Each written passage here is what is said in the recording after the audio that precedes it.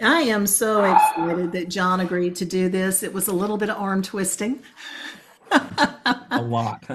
So, John, I think you all know him, but I'm going to share his information anyway because I am so impressed with what all he's accomplished.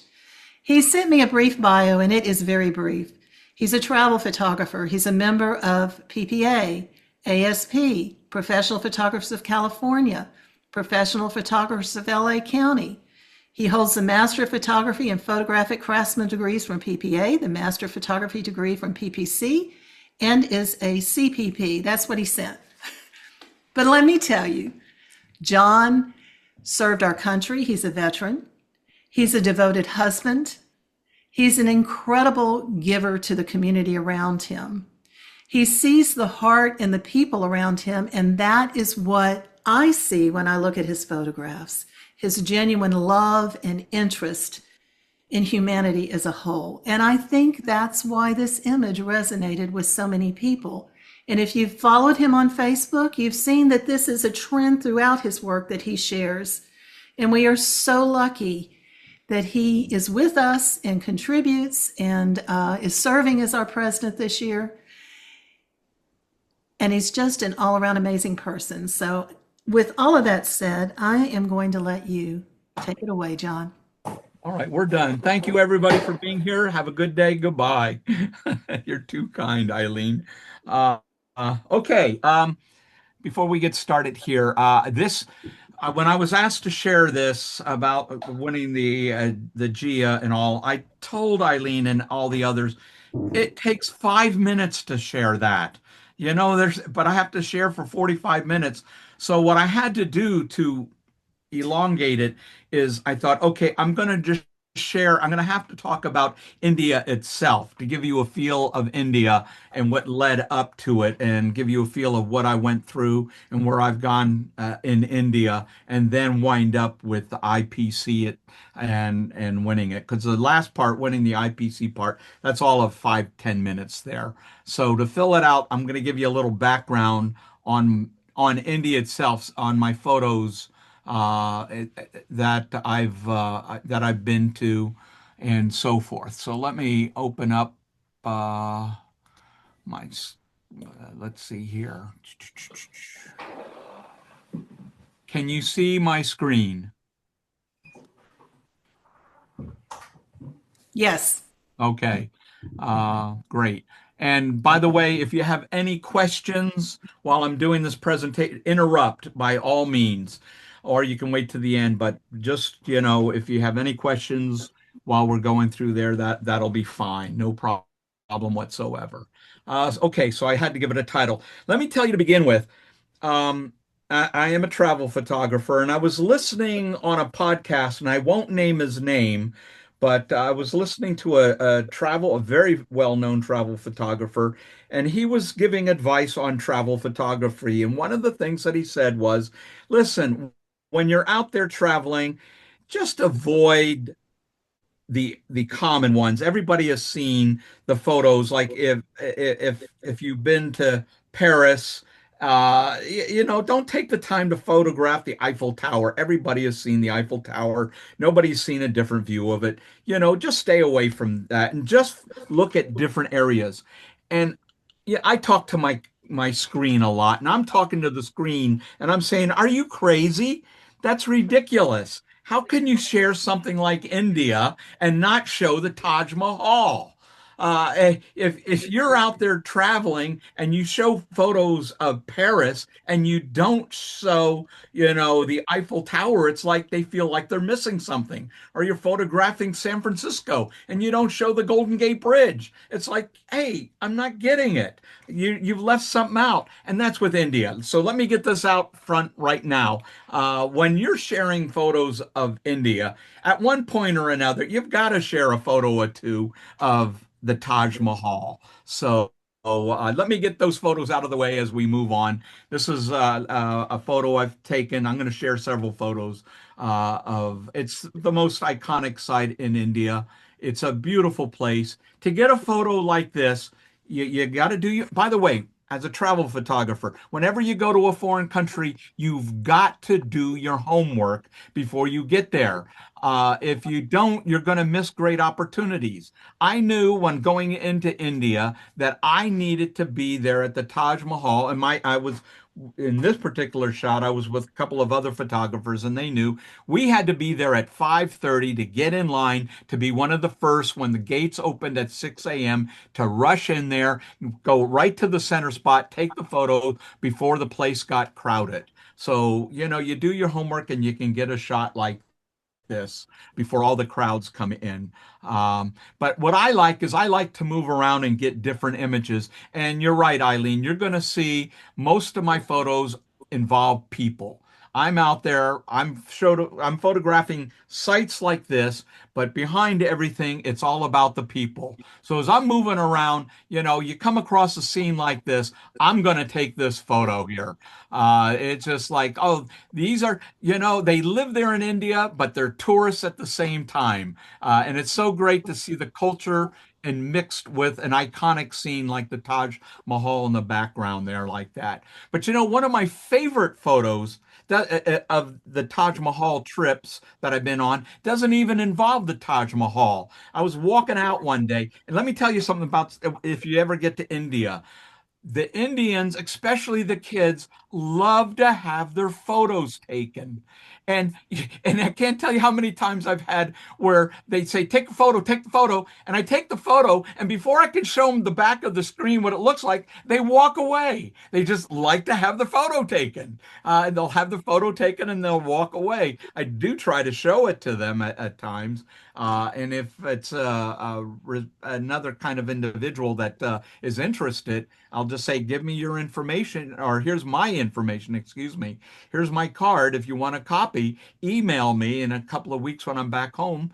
If I'll send you a photo. They rarely respond back, but if they do, I send them a copy. But anyway, I like to do this, but I was saying my favorite. I was walking out of the Taj Mahal, and I had three young boys come up to me. They had must have been 11 or 12. You could tell that they lived there in the area, whatever. And they were, take my picture, take my picture. So, I said, okay, guys, get together there. And I took and this is the photo I captured. As I lifted up the camera, the boy in the center grabbed his two buddies and wrapped his arms around them. And I quickly took that quick shot there. You can see that archway in the back there on camera right up there in the corner. That's the Taj Mahal entryway to get into the Taj Mahal. You can't see it, it's pretty blurred, but that's the Taj Mahal. I was walking out, they were walking in, and it was hey, take our picture, take our picture. I clicked this, and then they laughed and ran off. So it's I just love this. It's life. And it's so much fun. But move around. I went behind the Taj Mahal with several other photographers, and you just get different scenes and so forth. I was there one evening and was able to get this shot with these two camels coming across there. The the guy on the right, you can see him down there. I was with other photographers there. He was done and he kind of rested for a second, standing by as we were taking photos. So I quickly snapped this photo of him with his camel. And then the camel lifted his head and he turned towards the sun. And then I took this photo of him. You're going to see a lot more portrait photos in a few minutes, but this is what I'm all about. And just looking for something different. Next morning, this was a morning shot. We were in a palace on the other side of the valley, and I took this early morning shot. So it just gives you a feel. But you got to get out. And what I like to do is when I'm traveling through various countries, including India, I like to get into the countryside or into the suburban areas where the kids live, where life is normal. And you capture fun shots like this. It was a hot morning and these kids were just out there in the village area and they were just bathing themselves, having a good time. This is life. This is life in India.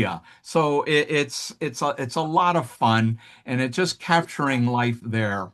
One of probably my favorite spot to visit in all of India is Varanasi.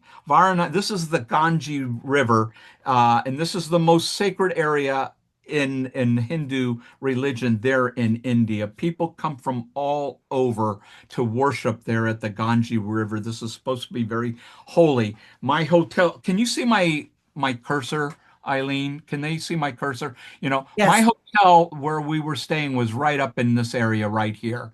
So I got up early. This is about 5 a.m. I got up, set up my tripod, and took this photo here. Just playing around, just give you a nice feel of a part of India when it was very quiet. India is very crowded, very noisy, and when you get into the back streets, as you'll see, very dirty. But this just kind of showed a pure side to India that I liked, so I took this photo. As the morning went on, I took this photo of right there by the Ganges. And the reason I took this photo, I wanted to share with you. You got that sadhu in the background, that gentleman in the background. He's a mystic called a sadhu, and I'll talk about that in a few minutes before. But this is a cleaning woman here. And this to me really represented the essence of the people and the character of India. If you look at her, she's a cleaning woman. There's a caste system in India. You have the very poor, and the caste systems move up. She is amongst the poor, but look at the way she is dressed, the color there, and so forth. What this speaks to me is self-respect and dignity. Regardless of who you are, there's a lot of self-respect with these people, and there's a lot of dignity amongst themselves. And I just thought this was just remarkable. And that's one of the things I love about photographing in India is the color. You're going to see the color everywhere, and this represents it so well.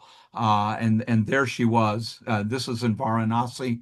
You always have these steps leading down to the river itself. Well, and you're going to see some photos in a few minutes of where people just gather to worship there on the Ganges River. And then this is in Jaipur, some more cleaning ladies. Look at the way they're dressed like that. It's just, they were taking a break at that moment there. It just, for me, it just exudes self-respect, and I really like that. As I said, on one of the trips, I was with a number of photographers, and we were able to get a model to work with us. And I always love working with a model and so forth. And this is Keisha, and she is a model there, and she came and dressed for us in her this attire here, and she was on her way to Bollywood, hoping to become an actress there. So anyway, I just throw this in there for you to see a little variety of the life within India there. Ah, on one day of the trip, this is also in Jaipur. This is Patrika Gate. Patrika Gate was constructed only about 10 years ago, but it was constructed to show the beauty of India through all these tiles.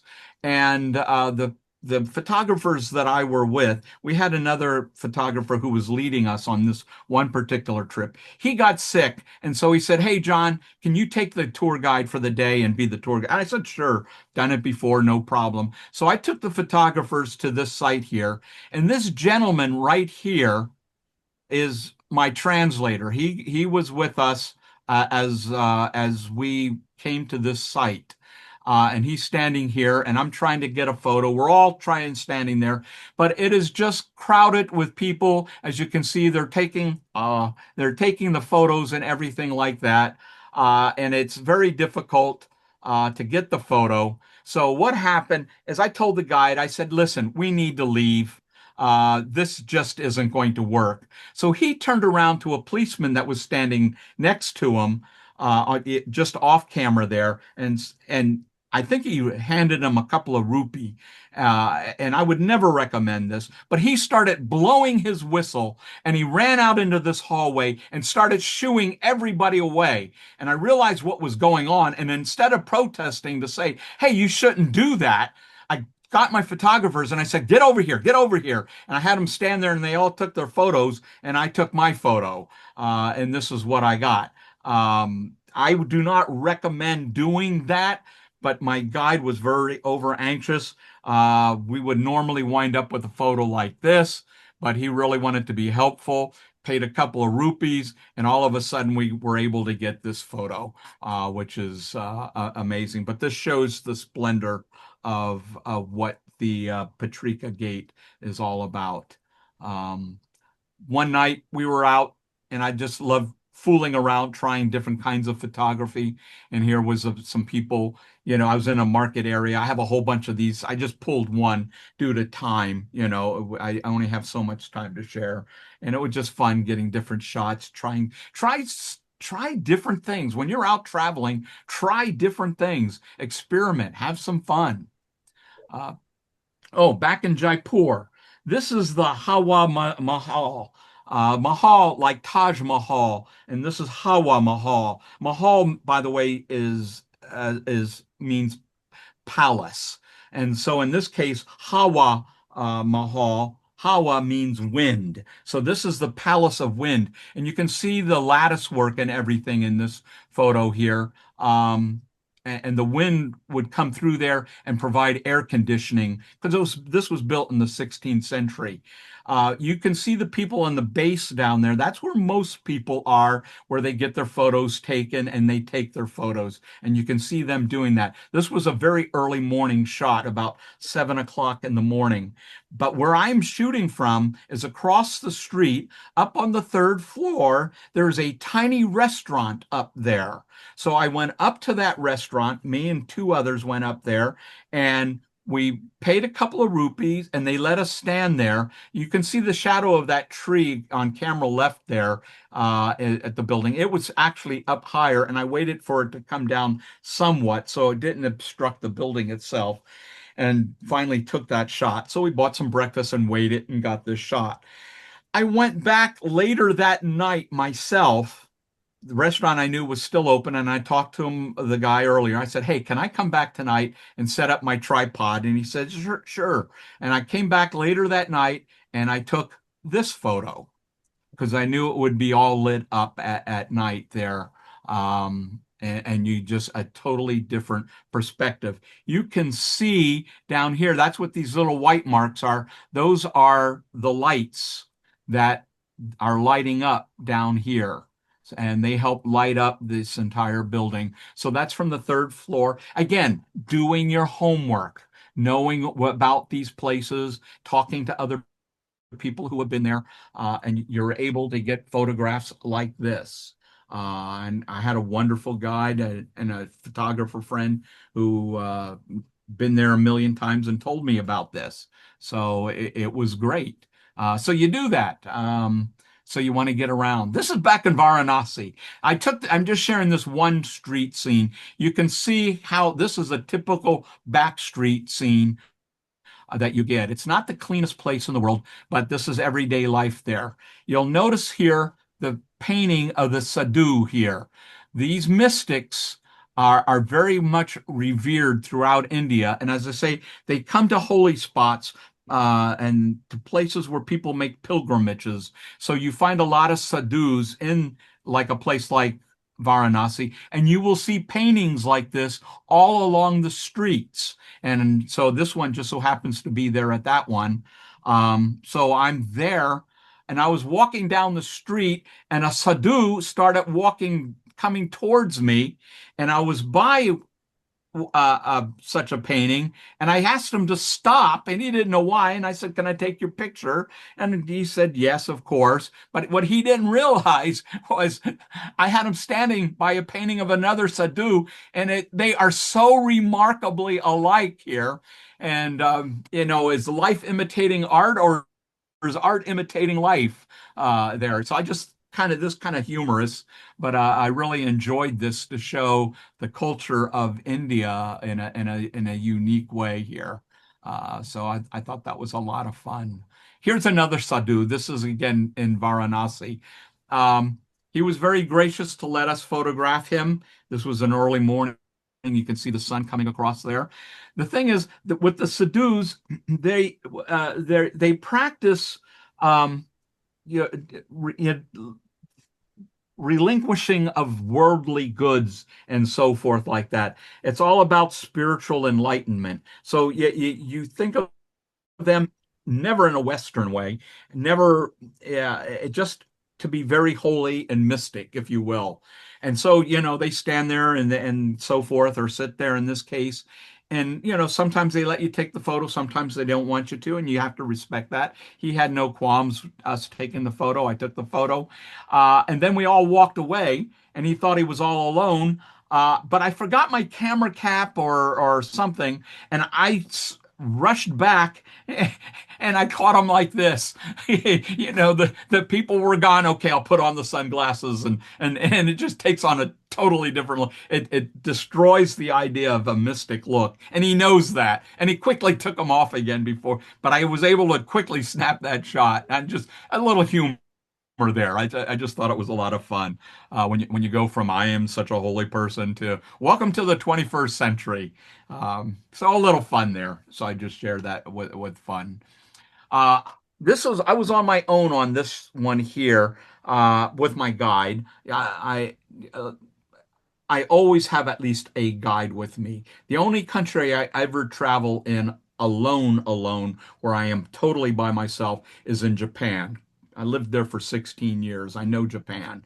But whenever I'm in another country, I'm either with a bunch of other photographers, or if I'm alone, like I was on this trip here, I've made 3 trips to India. I at least have a guide with me. I'm never totally alone. That's just not wise to do that. Anyway, so I hired a guide and I said, listen, I want to go down the Ganges on boat. Let's rent a canoe and travel down, and I want to take some photos and so forth. And we came across this area here. This is a crematorium here. Again, this is a very holy site, and the bodies will be brought here to be cremated, and the ashes then poured into the Ganges River. With all the death and so forth, the river itself is not clean. It is you as a Westerner, you're going to see something different in a few minutes. But as a Westerner, you do not want to bathe in this water here. But for the Hindi, those of the Hindu faith, they see this as the most holy site, and so they will come there to cleanse themselves, to purify themselves, and of course they will come here to be buried, if you will. And you see each of those little fire spots. These are bodies being cremated, and family members that are gathered around, and they have come from all over India to bring their bodies here to be um, cremated and given back into the ashes and so forth. And what I then do is I travel down further down, and you get to a spot where every evening there is a ritual ceremony which is dedicated to the Ganges River, and that's where I took this particular photo. And this goes on every night. So next morning, taking a boat. You come back. Now you can see the hordes of people coming down the steps. You can see the gentleman in the foreground there in the water. You can see a lot of them bathing there at the steps there. People will be coming from all over to worship, not just from India, but from Pakistan and Afghanistan, all over. They will come from regions outside of India just to be there so that they can make the pilgrimage to be there.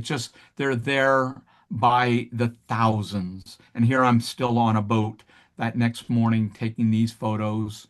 And you can I'm just, again, look at the color. The color is just amazing with that's going on here. And then individuals, I took some individual photos. I just love the intimacy there. And I just threw these in to share with you here. You can see they're off making their offerings here. And you can see, and I love this shot here. You look at that couple in the camera left there. They are thrilled. I mean, that water is dirty. It is just dirty, but it's holy water. And they have traveled. I have no idea how far they've traveled, but look at that joy on their face. I can tell you they have planned this trip for a long time to be here, and their dream has come true, and they are there. We are here. It's happened. They are so excited, but not everybody is happy. about it. I just took that. I don't want to. I just love that. But they were saying this water is holy. So anyway, and that's all on one, it's very interesting. That's all on one bank, on one bank of the Ganges River. And it's I don't, funny's not the word, but so unusual. This is what it looks like on the other side. There is virtually nobody on the other side. I asked one person, why is that? Why aren't there a lot of people on the other side? And the reason I was given was that on the bank that you see all the people, that represents heaven. And the other side represents hell. Nobody wants to be there. So, from a spiritual perspective, you all want to be on this one side. I don't know how true that is, but that was the reason that was given to me. But there has to be some reason for it because everybody is just on one side. But anyway, I just leave that with you. The idea as a photographer, travel photographer, you're looking for great photos. I saw this as a great photo, so I took it, regardless of what the spiritual ramifications were. Okay, I'm going to take a few minutes. What I love to do, and I've got a bunch of photos I'm going to share here. What I love to do is I love to capture the people. And so just bear with me for 10 minutes here as I go quickly through these images. I come across people in all over, and these are the ones in India. I come across them on the street. I ask them if they don't speak the language. I just point to my camera, and a smile will get you everywhere. And I raise up the camera, and my encounter with each of these people is no longer than 10 seconds. It's 5 to 10 seconds with each individual. They smile. I say thank you, and we move on with our life. So these are just quick photos. And in each one of them, what I have done is I put a texture around them. And I put the texture there so that it will just take away the background so that you just focus on the individual. I just want you to see the individual. So I just do this technique. This is John Powers. This is just the way I do it. Some people, I can tell you this. This is being recorded, but I'll say it anyway. I've submitted some of these for competition, and judges don't like it. Yeah, I get 78, 79s on all of these, and an 80 or so. I stopped submitting. I don't submit any of these anymore. They don't like the way I put the texture on, and that's fine. I believe me, I don't take it personally. This is just the way I like to do it. Photography is, you're not going to please everybody, but I just want to share with you because I just love photographing these people. This is what I do. And you'll notice for the men, all of them have a headgear of one kind or another, usually a turban of some kind.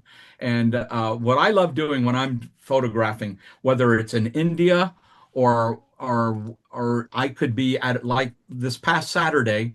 Saturday I was in Huntington Beach photographing a Civil War reenactment. And one of the things that draws my camera to take a photo is if they have a beard, I'm going to take the photo. And if they have a hat of some kind on, I'm definitely going to take the photo. So you'll see here, most of the men have a beard and some kind of headgear. That's just what I do. And that's what attracts me. And this young lady just walking right by, uh, pick up the camera, little nod, okay, and take the photo. Sometimes they don't have they're not smiling, but that's okay. As long as I'm not offending them and I have their approval, I will take their photos. She was a nice lady. I met her this was in New Delhi, this photo. This was in the marketplace. Can I take the photo? She smiled, yes, took the photo, and then we were gone. So that was nice. Now, I love this photo. I took this photo of this gentleman. He looks like a Bedouin or something out from Lawrence of Arabia or something like that. This was actually in a flower stall in New Delhi, on the outskirts of New Delhi. So it just, you meet characters of all different makes and shapes, and I just love it. This is again just me personally, things that I love, and this is just what I like to capture. So I like spending time. My encounter with these people are just 5 to 10 seconds. I would love to sit down and talk with them, but there's a language barrier, or in most cases, I'm in a marketplace or in a shopping area, and they're busy. And it's like, okay, I don't want to, I just don't want to interrupt too much. Here's another sadhu I ran across as he was walking down the street, and he was raising his hand, I guess as a blessing. I wasn't sure. Uh, and this gentleman here, as I was walking, again, you just encounter these individuals. This individual here, very mystic-like. Then this young girl, those brown eyes there, they just kind of, there'll be another one as well. They just kind of rip right into your soul there. Really sweet. This one, this was in New Delhi at night. This is in the middle of the night. There's a headlamp coming, a street light shining right down on them, and that's all that is a street light. I don't use flash, by the way. All my all my photos are ambient light. It just That's just my style. But I was under a street light, and my guide was right with me, and I raised up my camera to ask if I could take his photo. And as I raised it up, he raised his finger up like that, like a one way, I'm not sure what. And I turned to my guide and I said, "What's he indicating?" He says, "I have no idea. Just take the photo." And so I just took the photo. And then he walked off and I walked off. So you just don't know. This young lady on the street, this is something I like. She was very poor, but again, if you look at camera left, this is like a rag almost over her. You can see how it's torn and beat up, and it's got all these fringes in it and so forth. But there's all that still of respect for themselves, no matter how poor they are. So I just think that it's just wonderful like that. When I'm in New Delhi. I always go by myself. I just pull away and go by myself. I hire a tuk-tuk and drive out. There's this huge Sikh temple out there, and I go out there and I just wander around out there, and I have a guide with me from the temple, and he walks around, and I have their permission, of course. And I love taking pictures of the Sikh individuals. You can tell the Sikh normally because their turbans are very, very tight. They wrap their hair. They don't cut their hair, and so they keep it wrapped up in a turban like that. And I like that. Here were some tourists walking into Fort Amber in Jaipur, and I just quickly snapped the shot here. You just get that feel. Each one a different personality there. This is this sadhu that we saw in my first photo. You could see him in the background walking by. I ran into him later in the day and quickly grabbed this shot as he was walking by. And then just another into just the variety. Look at the different hats and so forth. Here was a sadhu I came across, and in this case, he does not have any headgear on. That's his hair wrapped around like that. You don't see that too. I don't see that too often. So I thought that was very, very interesting with that photo right there. And then another Sikh. I love this one. I just love the high cheekbones on his face. Very majestic, very majestic. Oh yeah, the young lady I was taking it, she just kind of raised her or lowered her glasses just a little, and I said, "That's perfect. Don't move." Click. Thank you, and off we go. And then another young gal, she was really nice. I could shoot down. They tell you normally to shoot at eye level, especially with kids, but I like photographing down sometimes. It brings a whole different perspective from the eyes, but that again is my style. And then I came across this young gal and I asked her, this is one I pose. Most of them, 99% of them are not posed. They're right there on the street. I take the shot and that's it. I asked her, "Can you just move over against the wall there?" Click, and that was it on there. Uh, okay. Um, Let me get with the time remaining here. The Holly Festival and what got my IPC entry in the GIA Award. The Holly Festival is a time where they're celebrating in the springtime with the powders and so forth. It's a great festive occasion. and you will see people get this. Remember the guide who got the um, police to clear the way for us through Paprika Gate? That's him being smothered there. After we had photographed there, he said, "Let me take you over to meet my family and friends." And this is how they greeted him. To be honest with you, as you can look at this, the guy's got his friend has got his arm wrapped around him in a headlock, and the other one is smashing the colors into his face, as you can see. And let me tell you, this is more aggressive than what is normally done. You will not normally be assaulted like this. They'll normally just come up to you and lightly place the powder on your face or throw it at it, sprinkle it, and so forth. This was that's why I snapped. I couldn't even believe they were doing it. And I quickly took the shot. And you can see the guy on the camera left. He's having fun. Hey, buddy, we got you fun to do this in front of your camera buddies here. So that's so. Anyway, a lot of what's done, especially on the streets, is not only is there the tossing of powder, but there is also the pouring of water, which is also part of the ceremony in certain areas.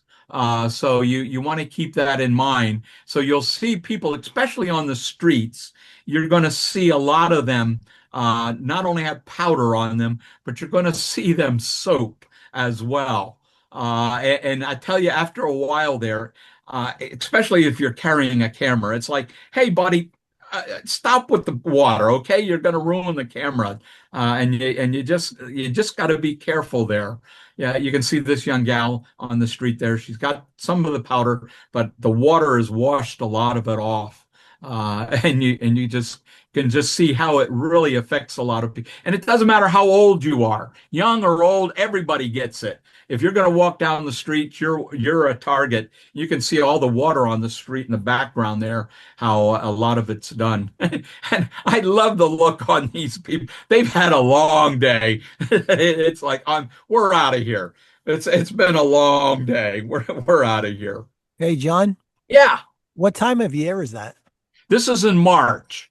It fluctuates mid to end of March. You have to check the calendar, but it's in the spring or beginning of the springtime, around March or so.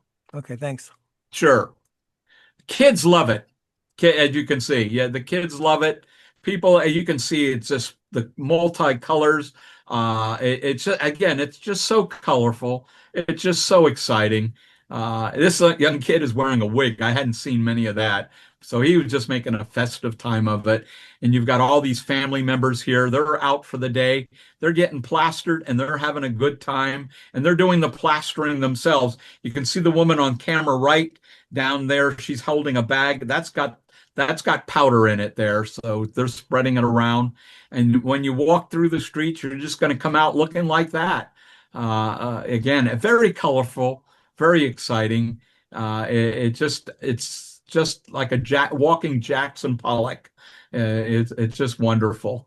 And so I just walk around and I love taking photos of things like this.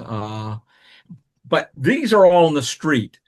You need to get a different perspective. And so what I do is I make sure each time that I'm there is I've been to various temples. And so when you're at the temples, and the first thing that I like to do is go up. There's always an archway around the temple, and you make your way up to the second level up there. And I like to photograph down into the groups. And this is in the temple areas. This is where you get these group photos. When I'm on the street, I got all those individual photos. But when I'm in the temple, this is where I come and I get all these group photos here. And you can see the spraying of the colors all over the place. And you can see just the energy that is being exuded there. It's just so wonderful. And it's exciting and it's moving. And I just love it. You can, again, the tossing of the colors. Oh, we'll come back to you see that white powder being spread? I'm going to come back and talk about that in a few minutes. And then you can see the pink colors behind it, the powders being just all kinds of colors. Here's at another temple I was at. You're in there and you make your way through and you're crowded and up to that second level and you get these photos and but you got to get down. Here is what's going on at the floor. But you know what? These are great shots from above, but you've got to get down on the floor and get the photos themselves. This is one photo I did not take. This is a photo that somebody else, a friend of mine, an Australian friend, Brent, took this, and he gave me permission to share it because you got to get down there. And so I wound up, that's me there in the middle of all of that. He accidentally, quote unquote, got me in the camera. And there I am in the midst of that. And here I am photographing these four guys right here. But you got to get down into the midst of that to get the great shots. And as you're down there, as you're on the ground there with them in the temple, you get photos like this. And this is in the open air temple at another temple where you get these kind of photos. This is what it's all about as a photographer. This is what you want. The colors, the action, the movement, the everything going on. This is what I want. Let's put it that way. This is what I'm sharing with you. So as I'm in this particular temple, I'm going through here. Now, as I was leaving this temple, when I was at imaging this last year, I was videotaped and interviewed after I won the GIA. PPA did a video. I haven't seen it. I don't know if they'll ever show it or whatever, but yeah, whatever. They did an interview of me, and one of the questions that I was asked and asked to share later is, can you share the photos that you took just before your GIA winner and just after? And never thought of it. I said, okay. And so this is what I sent to him. As I left the temple area, I ran across these five gals. It's crowded and so forth. And I tried to take the photo, and I could tell that I just missed it because the gal on camera right, her fingers were just off. So I tried again to really quick again, and I shot again. But now the lady on camera left. She's looking the other way. So I just said, forget it. I'm leaving the temple area.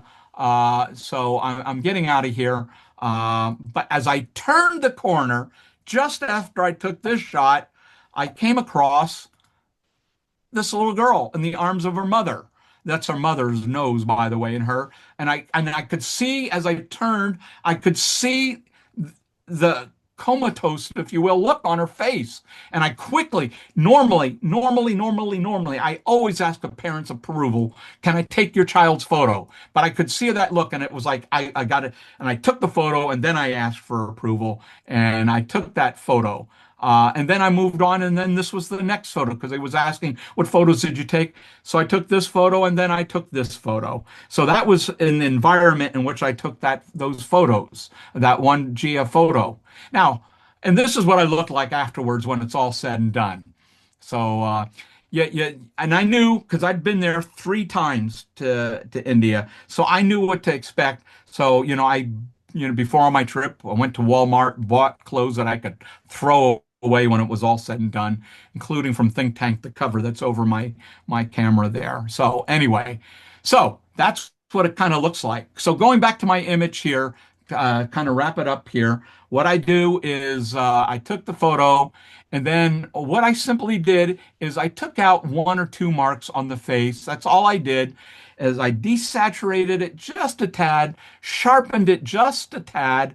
That's what it looked like. And then I went back to one of my photos that I had just taken moments before in that temple area, one of the crowd shots. I put a slight Gaussian blur on it, desaturated it a little, and put the image over it like that, just eliminating the nose of the mother. And then I just put a frame on it, and that's the image right there that I submitted. I was fortunate enough; it went to Diamond, and then it went but while it was being judged before it got to Diamond, it was kind of interesting, kind of frustrating. I'd run it through a couple of guilds to see how it would run, and it got got good marks. But the complaints that the judges made was, if you look up here, there's too much sun up here. You need to tone down the sun. And I'm yelling at the computer, that's not sun, that's white powder. That, but they don't know that, of course. And then I had a judge say, you know what? The cheeks are too bright. You need to tone down the cheeks. And I'm yelling at them going, are you nuts? If you darken that, if you darken that, you'll take away the emphasis on the eyes. This light draws you into those eyes. You want that. I want that there. So I did not take that advice and kept it like it is. And I'm glad I did. Anyway, and it got to the playoffs, if you will, of GIA. And here I am. You start with the 16 each for each category. My category was children and teens, and I was up against first with Heron with Dinner by Phil Corey right here. And that is just what a powerful image there. Somehow I got by there, and I wound up having to go up against Beauty of the Sunset. That the Beauty of the Sunset is Within and All About by Kevin Dooley, and that's what I came up against. Another extraordinary image. And I snuck by there. And then I had to come up against Legend of the Ghost by Kimberly Pazeszki. And I thought, oh, that's over. But somehow I snuck by. And I got up against Megan Drain in her photo, Determination. And the judges, I got lucky again and wound up being the GIA winner there. And I had to go through those images to get there. And I got quite lucky, to be honest with you.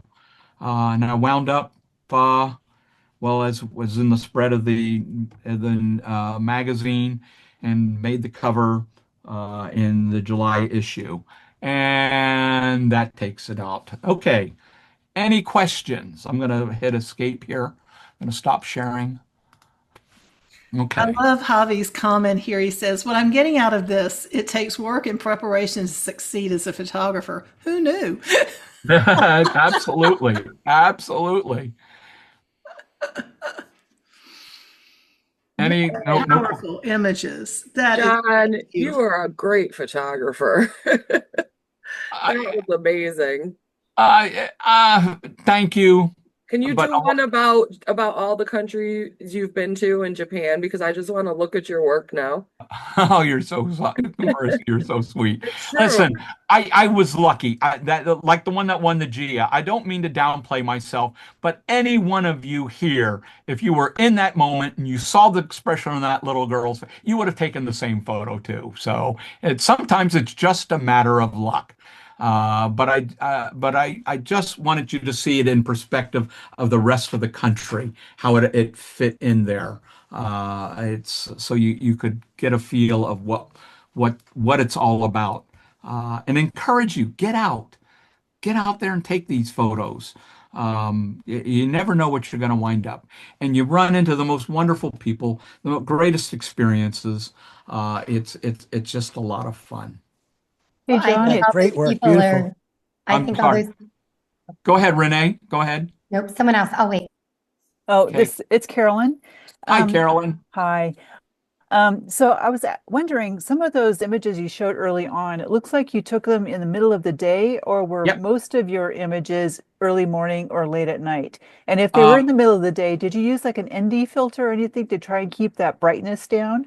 Nope. What on the ones in the middle of the day there, what I try to do is I wait for the moment that they're in the shade. That's all it is. I don't use an ND filter for the most part. I might have in the early morning shot there of the Varanasi, because I do carry an ND filter with me for certain water shots and so forth. But during the day, I don't. And it was just a matter, I like to get them in the shade if at all possible. Right. Like those five guys, those five Hindis at the beginning there with the Taj Mahal in the background. That's just pure brightness there, and you just got to adjust your camera specs to adjust accordingly. But normally I'm looking for shade, and then I ask the person, can I take the photo if it's in the middle of the day? Got it. Yeah, Thank but you. I'm a minimalist, and it's just what I hold in my no flash, ambient light. That's it. Lisa Hill commented, incredible presentation with the same energy as the Holly Festival. Brilliant journey to this photo, John. How much powder gets up your nose? It is days. You take a shower, every day you take showers, and it still marks on you for several days. Uh, it just takes a while to get it all off and you're out of your hair and all of that kind of stuff. The big thing you worry about is your lens on your camera. You're constantly keeping your camera down so the lens isn't getting the powder on it at all possible, and then just bring it up just to shoot and then down again. So that's what you have to do there. I have heard Don't horror change and stories. don't change your lens, by the way. Yeah. My goodness, do not change your lens while you wait till you get back to the hotel and you've taken a shower, then talk about changing a lens or something like that. Sorry to interrupt. What were Can you I going to ask say, Renee? Can I ask a question? Oh, Ed, sure. I'm sorry. So did you ever have to offer any money to people to Yeah. take their photos? Yeah, the poor people, and I stay away from, you'll find especially young women with babies will come up to you and ask, they'll first say, take a picture, take a picture. And it took me the hard way to learn after one or two times. Then it was, give me money. So you learn to identify who you should take photos of and who not to. You will get a lot of that desperation. But you got to identify. There's a lot of potential photos I would have loved to have taken, but I knew that they were going to ask for money, so I didn't take the photo. Yeah, in Morocco, they did not like having their photo. They would put their hands in front of their face. They did Oh, not like it. You would ask, and it was a no. and see, and the exact opposite. Take my photo, please. Take my that photo. sounds And they laugh. exciting. Yeah, so you're going to have a great time, Ed. Yeah, that sounds great. Renee, why don't you unmute and share what you put in the chat box? Oh, John, I just wanted to say you are always so humble and you are so talented, but your humble heart is really, truly what other people connect with. And I think going into a space and people being drawn to you is just a testament to who you are and how no matter who you're with or where you are, you lead with such a genuine heart. So I truly believe that not everyone would have the opportunity to capture what you do because of what you give to others and allow them to open up. So you are so loved by so many, and I know you don't love compliments, but Yeah. I'm Thank you, going to tell Renee. you how loved you are anyways. But thank you. But knowing it's coming from you, you are just all heart anyway. So Well, I do have a quick question Sure. too. My question is, I love hearing how many times you've returned. What is your favorite thing? Like, what is your anticipation? I mean, we all know what that feels like to never have been to a place before, but what do you anticipate when you're returning to a place that you've already been and that you love? The thing that I'm looking forward to is something I have not experienced before. I know when I go back and I plan to be back again for the Holly Festival again, if not this March, next March. I know I'll go back to the Sikh temple again because I love photographing there. And of course, I'll be at one of those temples for the Holly Festival. But it's the idea, and I'll go to, Jaipur and you go to that Golden Triangle. But it's the idea of going to someplace I've never been before. And say, I've never been to the southern part of India. And so I'm really anxious. I want to see another part. I've been up and down northern India, back and forth from east to west.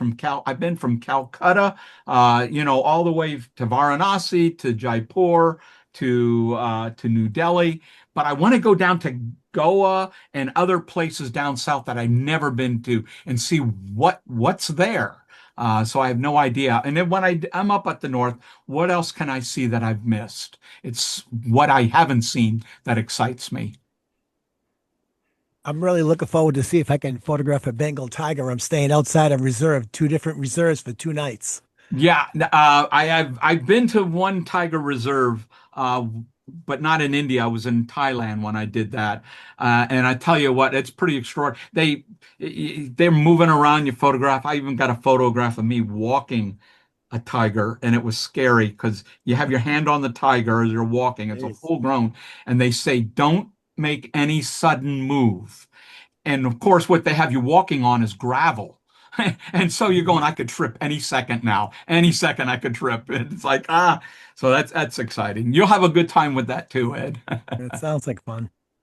My only thing is lately the trips, last one was all these trips, they're all during January. So no convention, no ASP. It's been a couple of years since I've seen you guys because I've been going.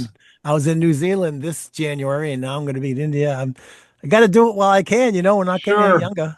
But if you can get back to India in the March timeframe, you will not regret it. It's absolutely amazing. But yeah, last couple of years I haven't seen you there, Ed. So it's That's like, why, because I've been traveling. Yeah.